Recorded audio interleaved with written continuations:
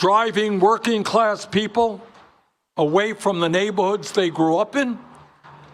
18 million households are spending 50% or more of their limited incomes on rent and mortgages. And millions of other Americans are worried about being evicted and thrown out of their apartments or their homes.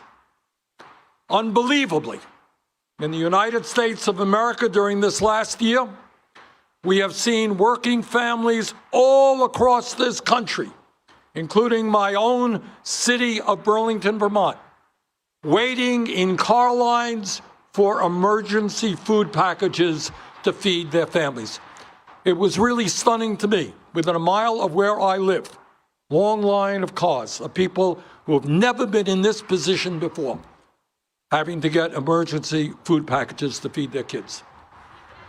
In terms of education, millions of our young people, including my 7 grandchildren, have been forced to miss class because of the pandemic and the unprecedented disruption of education in this country. And think what that means to the young people, not only in their loss of academic credit, but in their isolation, their inability to be with their friends. And a lot of kids are suffering today in so many ways because of that. And let's be frank, this past year has been by far the worst and most painful year in the modern history of our country. That's been the simple reality.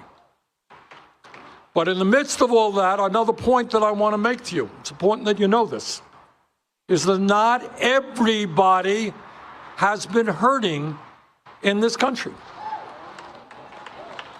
While tens of millions of Americans have been living in economic desperation, the wealthiest people in this country have become obscenely richer. And it's important that we understand that. During this horrific pandemic, 650 billionaires in America, it's not a lot of people, it's less than the number of people probably who are here right now. 650 billionaires have seen their wealth increase by more than $1 trillion. And again, we don't talk about this for obvious reasons. You don't talk about it in the media. We don't talk about it in Congress. But we have a worse level of income and wealth inequality today than we've had since the 1920s. In America today, 2 people now own more wealth than the bottom 40% of our nation, while the top 1% now owns more wealth than the bottom 92%. Got that? 1% owns more wealth than the bottom 92%, and that gap between the very, very rich and everybody else is growing wider.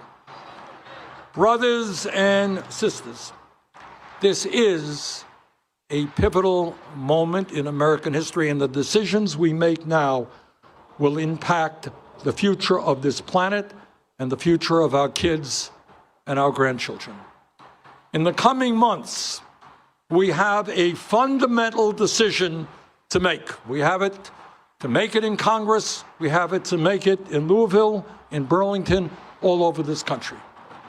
Will we create a government, an economy, and a society that works for all of us and not just the 1%?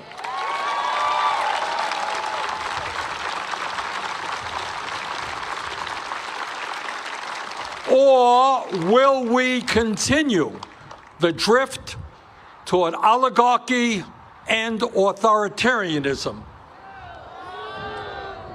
in which a small number of incredibly wealthy and powerful billionaires own and control a significant part of the economy and exert enormous influence over the political life of our country? That is the fundamental question of our time, and you and I know how we've got to answer that question.